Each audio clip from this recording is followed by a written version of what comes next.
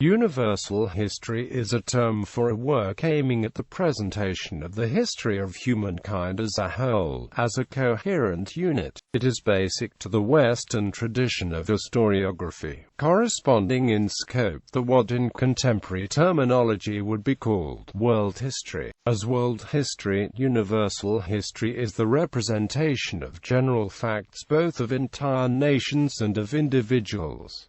Its use is a manifold. It teaches human nature and the experience of all centuries. Universal history differs from world history in the teleological approach. History has a goal. A universal chronicle, a world chronicle, traces history from the beginning of written information about the past up to the present. Universal history embraces the events of all times and nations, with the only limitation being that they should be ascertained as to make a scientific treatment of them possible. Universal history in the Western tradition is commonly divided into three parts, viz., ancient, medieval, and modern time. The division on ancient and medieval periods is less sharp or absent in the Arabic, Indian, Chinese and Japanese historiographies. A synoptic view of universal history led some scholars, beginning with Karl Jaspers, to distinguish the axial age synchronous to classical antiquity of the Western tradition. Jaspers also proposed a more universal periodization, prehistory, history and planetary history. All distinguished earlier periods belong to the second period, which is a relatively brief transitory phase between two much longer periods. Jaspers' periodization gains popularity in the current research. Historiography. The roots of historiography in the 19th century are bound up with the concept that history written with a strong connection to the primary sources could be integrated with the big picture, i.e., to a general universal history. For example, Leopold von Ranke, probably the preeminent historian of the 19th century, founder of Rankian historical positivism, the classic mode of historiography that now stands against postmodernism, attempted to write a universal history at the close of his career. The works of world historians Oswald Spengler, Arnold J. Toynbee and Max Ostrovsky are three examples of attempts to integrate primary source-based history and universal history. Spengler's work is more general. Toynbee created a theory that would allow the study of civilizations to proceed with integration of source-based history writing and universal history writing. Ostrovsky based comparative analysis of civilizations on primary sources in order to draw generalizations outlining a universal history. All three writers attempted to incorporate teleological theories into general presentations of the history. Toynbee and Ostrovsky found as the loss of universal history the emergence of a single world state. Instances and description. Ancient examples. Hebrew Bible. A project of universal history may be seen in the Hebrew Bible, which from the point of view of its redactors in the 5th century BC presents a history of humankind from creation to the flood, and from there a history of the Israelites down to the present. Greco-Roman historiography. In Greco-Roman antiquity, the first universal history was written by Ephorus. This work has been lost, but its influence can be seen in the ambitions of Polybius and Diodorus to give comprehensive accounts of the worlds. Herodotus's history is the earliest surviving member of the Greco-Roman world historical tradition. Although under some definitions of universal history it does not qualify as universal because it reflects no attempt to describe an overall direction of history or a principle, a set of principles governing or underlying it. Polybius was the first to attempt a universal history in this stricter sense of the term. For what gives my work its peculiar quality, and what is most remarkable in the present age, is this: fortune has gained trained almost all the affairs of the world in one direction and has force to incline towards one and the same end. A historian should, likewise, bring before his readers under one synoptic view the operations by which she has accomplished her general purpose. Metamorphoses by Ovid has been considered as a universal history because of its comprehensive chronology, from the creation of mankind to the death of Julius Caesar a year before the poet's birth. In Leipzig are preserved 5 fragments dating to the 2nd century AD and coming from a world chronicle. Its author is unknown, but was perhaps a Christian. Later, universal history provided an influential lens on the rise of Christianity in the Roman Empire in such works as Eusebius's Ecclesiastical History, Augustine's City of God, and Orosius's History Against the Pagans. Chinese historiography. During the Han Dynasty of China, Sima Qian was the first Chinese historian to attempt a universal history, from the earliest mythological origins of his civilization to his present day, in his records of the Grand Historian. Although his generation was the first in China to discover the existence of kingdoms in Central Asia and India, his work did not attempt to cover the history of these regions. Medieval examples. Western Europe. The Universal Chronicle traces history from the beginning of the world up to the present and was an especially popular genre of historiography in medieval Western Europe. The Universal Chronicle differs from the ordinary chronicle in its much broader chronological and geographical scope, giving, in principle, a continuous account of the progressive world history from the creation of the world up to the author's own times, but in practice often narrowing down to a more limited geographical range as it approaches those times. The Chronica of Eusebius of Caesarea is considered to be the starting point of this tradition. The second book of this work consisted of a set of concordance tables that for the first time synchronized the several concurrent chronologies in use with different peoples. Eusebius's chronicle became known to the Latin West through the translation by Jerome. Universal chronicles are sometimes organized around a central ideological theme, such as the Augustinian idea of the tension between the heavenly and the earthly state, as depicted in the City of God, which plays a major role in Otto von Freising's Historia de Duibus Civitationibus. Augustine's thesis depicts the history of the world as universal warfare between God and the devil. This metaphysical war is not limited by time but only by geography, as it takes place on planet Earth. In this war, God moves those governments, political, ideological movements and military forces aligned with the Catholic Church in order to oppose by all means, including military, those governments, political, ideological movements and military forces aligned with the devil.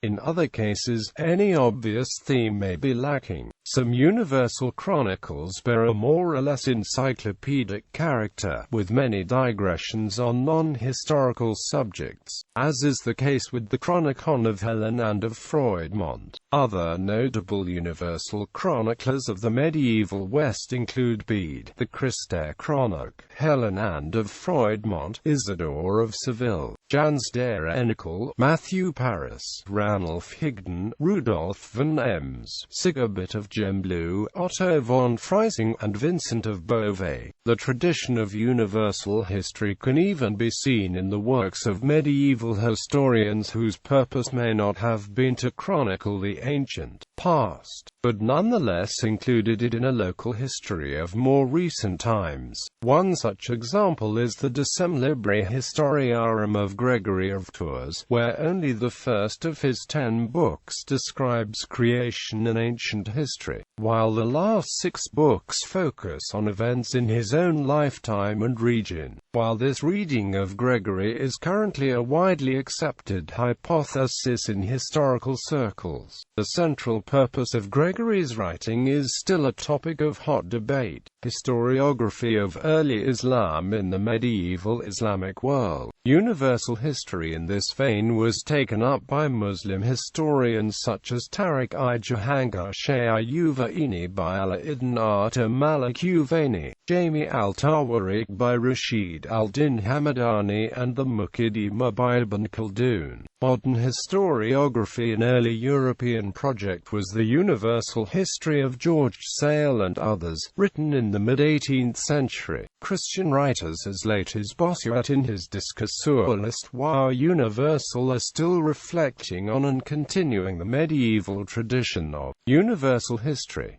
Speech of universal history is considered by many Catholics as an actual second edition, a continuation of the City of God. In this work, Bossuet continues to provide an update of universal history according to Augustine's thesis of universal war between those humans that follow God and those who follow the devil. This concept of world history guided by divine providence in a universal war between God and devil is part of the official doctrine of the Catholic Church, as most recently stated in the Second Vatican Council Gaudium et Spes document. The Church holds that in her most benign Lord and Master can be found the key, the focal point and the goal of man, as well as of all human history.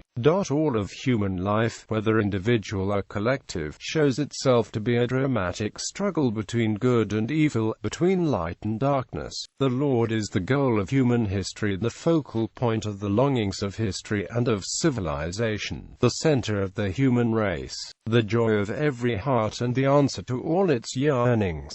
In the 19th century, universal histories proliferated. Philosophers such as Kant, Herder, Schiller and Hegel, and political philosophers such as Marx and Herbert Spencer, presented general theories of history that shared essential characteristics with the biblical account. They conceived of history as a coherent whole, governed by certain basic characteristics or immutable principles. Kant, who was one of the earliest thinkers to use the term universal history, described its meaning in idea for a universal history with a cosmopolitan purpose, whatever concept one may hold concerning the freedom of the will, certainly its appearances, which are human actions, like every other natural event, are determined by universal laws.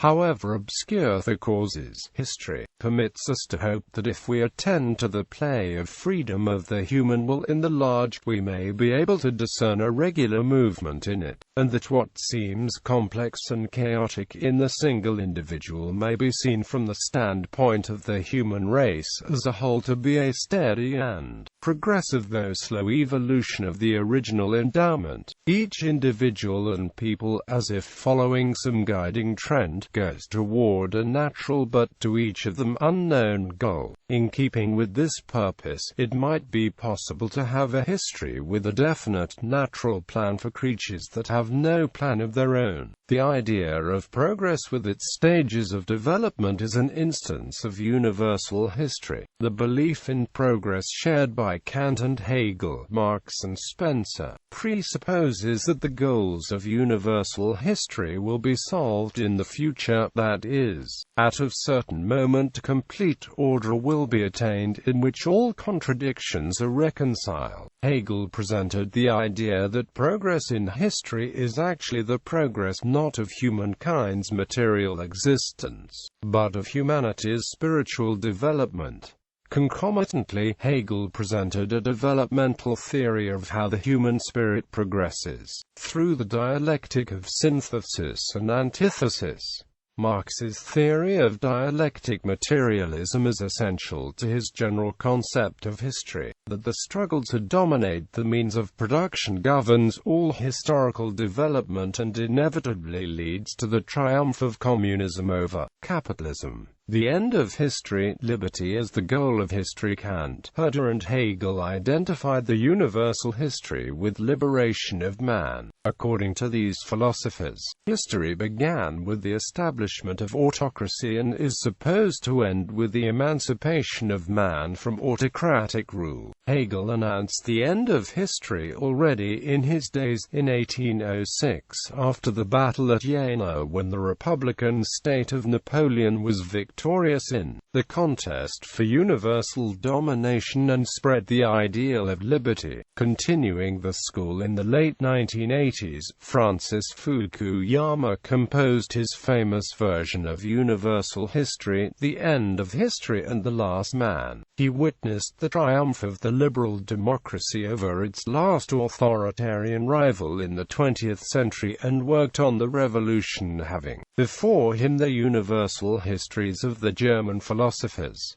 World state as the goal of history. Several prominent thinkers, like Herbert Wells, Arnold Toynbee and Karl Jaspers, identified the single world state to be the ultimate purpose of universal history. Historian Max Ostrovsky demonstrates that the universal political unity is the oldest aim of the genre of universal history, traced to the very dawn of history. Civilizations which had achieved unity, like Bronze Age Egypt and ancient China, separated their universal histories on two main periods: the present cosmic and orderly, and the preceding wild and chaotic. In our concepts, these two periods correspond to what we call history and prehistory. For the sages of the unified civilizations, the beginning of history was marked by the unification. The civilized historic eras are distinguished from the wild prehistoric eras by one single feature: the Great Unity. Utopian motifs and the idea of progress are not found in the official universal histories of those civilizations. Their ideal social model is found in the recent past, namely between the moment of unification and the present. Expert on international relations in the ancient Near East, Mario Livirani, interprets the most ancient universal history: the enlargement of the political borders up to the optimal cosmic boundary of the world, is an enlargement of order and peace at the expense of disorder and trouble, a fulfillment of creation in world organization. Ostrovsky suggests that in the perspective of ancient unified civilizations, we are still ending our prehistory, not our history. The year after Fukuyama published his original article, The End of History, Charles Krauthammer published another epochal article, The Unipolar Moment. As in the Mediterranean world of Polybius,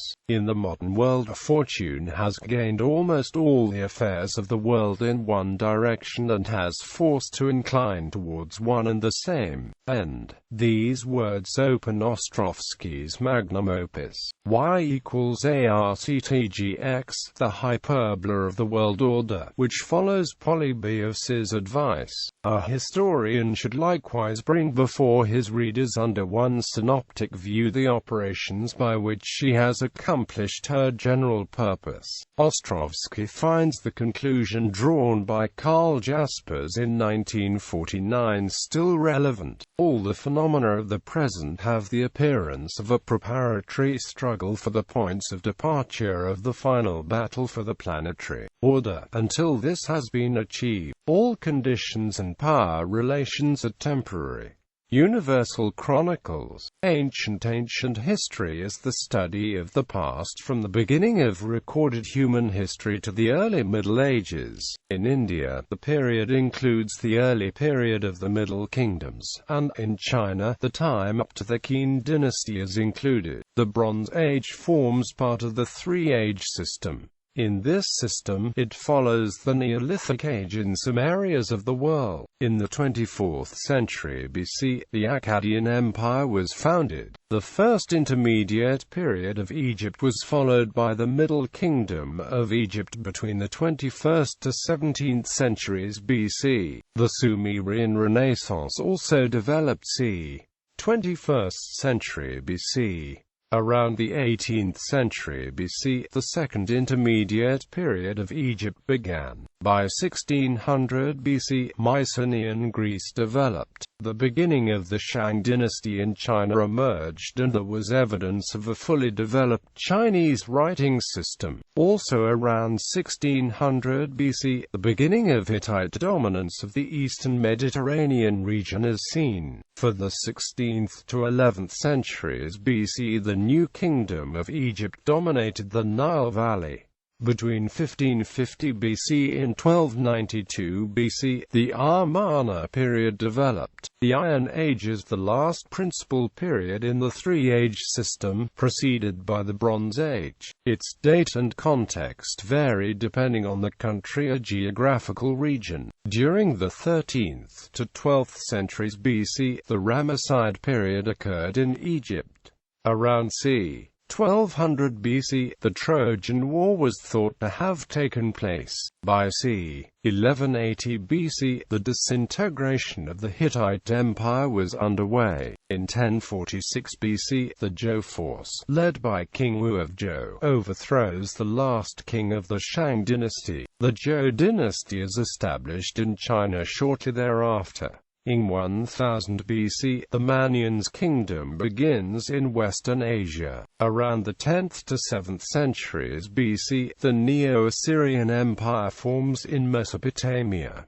In 800 BC, the rise of Greek city-states begins. In 776 BC, the first recorded Olympic Games are held. Dates are approximate. Consult particular article for details. The post-classical era, also known as the Middle Ages, is a historical period following the Iron Age, fully underway by the 5th century and lasting to the 15th century, and preceding the early modern era. The medieval history is the middle period, or the Middle Age, in a three-period division of history: classic, medieval, and modern. The precise dates of the beginning, culmination, and end of the medieval history are more or less arbitrarily assumed according to the point of view adopted. Any hard and fast line drawn to designate either the beginning or close of the period in question is arbitrary.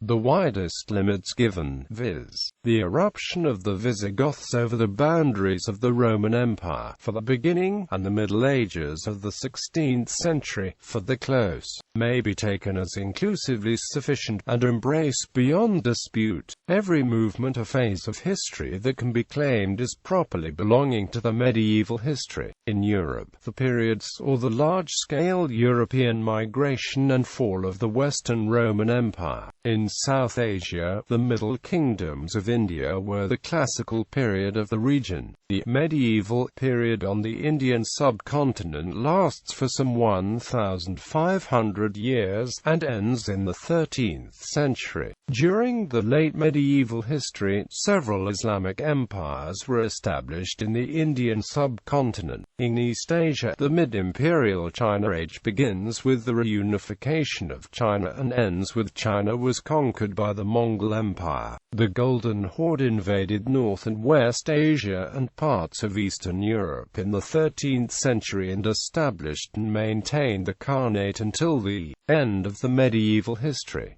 The early medieval history saw the continuation of trends set up in ancient history. The period is usually considered to open with those migrations of the German tribes which led to the destruction of the Roman Empire in the West in 375, when the Huns fell upon the Gothic tribes north of the Black Sea and forced the Visigoths over the boundaries of the Roman Empire on the lower Danube. A later date, however, is sometimes assumed, viz., when Odoacer deposed Romulus Augustulus, the last of the Roman emperors of the West, in 476.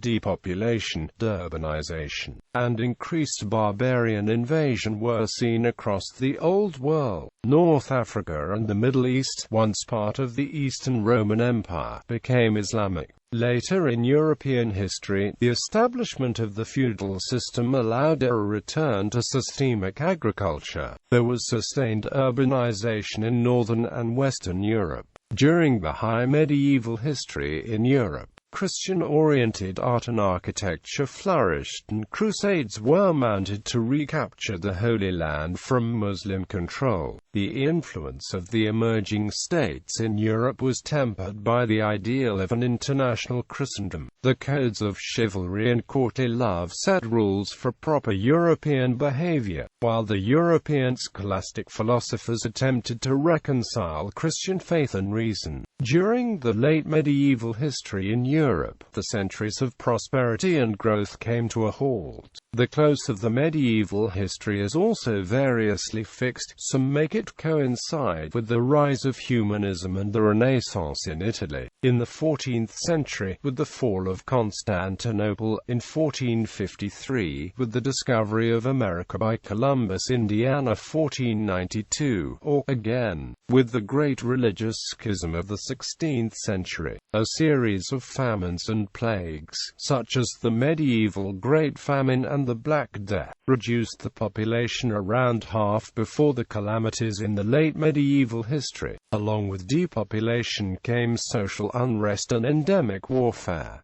Western Europe experienced serious peasant risings, the Jacquerie, the Peasants' Revolt, and the 100 Years' War. To add to the many problems of the period, the unity of the Catholic Church was shattered by the Western Schism. Collectively, the events are a crisis of the late medieval history.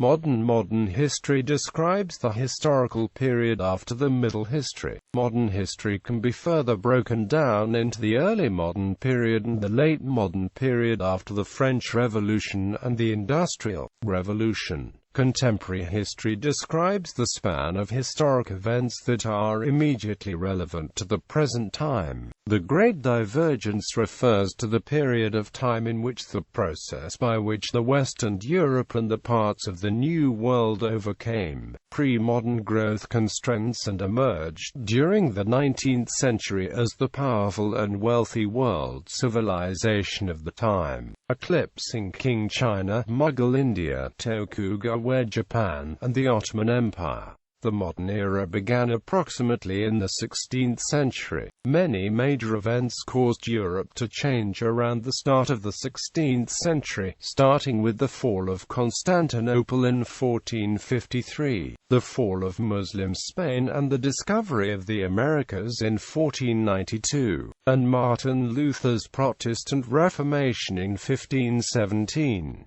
In England, the modern period is often dated to the start of the Tudor period with the victory of Henry VII over Richard III at the Battle of Bosworth in 1485. Early modern European history is usually seen to span from around the start of the 15th century, through the Age of Reason and the Age of Enlightenment in the 17th and 18th centuries, until the beginning of the Industrial Revolution in the late 18th century. Early modern age. The modern era includes the early period, called the Early Modern Period, which lasted from c.